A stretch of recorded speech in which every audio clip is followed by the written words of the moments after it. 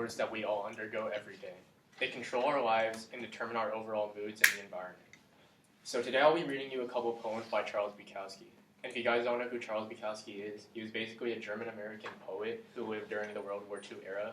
And he basically took those experiences from that crazy era and kind of turned it into poetry. And before this speech was assigned, I didn't really find poetry that interesting because much like reading, I don't know, I find it kind of boring. However, after reading a couple poems, I was instantly hooked. I love how each poem stirs up so much emotion and it's incredibly interpretable, especially to us college students. Since we're all transitioning into adulthood, our emotions are at an all-time high. So in this speech, I'll be reading you Bluebird and So You Want to Be a Writer. And here's the somber poem, Bluebird. There's a bluebird in my heart that wants to get out, but I'm too tough for him. I say, stay in there. I'm not going to let anybody see you. There's a bluebird in my heart that wants to get out, but I pour whiskey and cigarette smoke on him. And the whores and the bartenders and the grocery clerks, they never know that you're in there. There's a bluebird in my heart that wants to get out, but I'm too tough for him. I say, stay down. Do you want to mess me up? Do you want to screw up the works? Do you want to blow my book sales in Europe? There's a bluebird in my heart that wants to get out, but I'm too clever. I only let him out at night sometimes, when everybody's asleep and I'm alone, and I say, I know you're there, so don't be sad.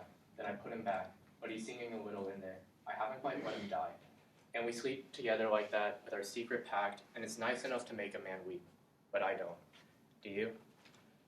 And yeah, that was a lot, but I'm gonna take a 180 and kind of do another more lighthearted poem. This is So You Want to Be a Writer. If it doesn't come bursting out of you in spite of everything, don't do it. Unless it comes unasked out of your heart and your mind and your mouth and your gut, don't do it. If you have to sit there for hours staring at your computer screen or hunched over your typewriter searching for words, don't do it. If you're doing it for fame or money or woman in your bed, don't do it. You have to sit there and rewrite it again and again, don't do it. If it's hard work just thinking about it, don't do it. If you're trying to write like somebody else, forget about it. And if you have to wait for it to roar out of you, then wait patiently. If it never does roar out of you, do something else. If you have to read it first to your family or wife or your loved one, you're not ready.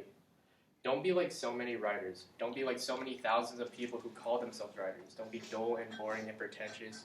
Don't be consumed with self-love. The libraries of the world have yawned themselves to sleep over your kind. Don't add to that. Don't do it. Unless it comes out of your soul like a rocket, unless being still would drive you to madness or suicide or murder, don't do it. Unless the sun inside you is burning your gut, don't do it. When it's truly time, and if you've been chosen, it'll do it by itself, and it'll keep on doing it until you die or it dies in you. There is no other way, and there never was. So to conclude, emotions can provoke many actions within oneself, and I really believe poetry is a great way to express and understand that. And I feel like a lot of us right now are confused what we want or how to feel. I believe poetry is a great way to help that. It's kind of an outlet source. So please give it a try. You all won't regret it. Thank you.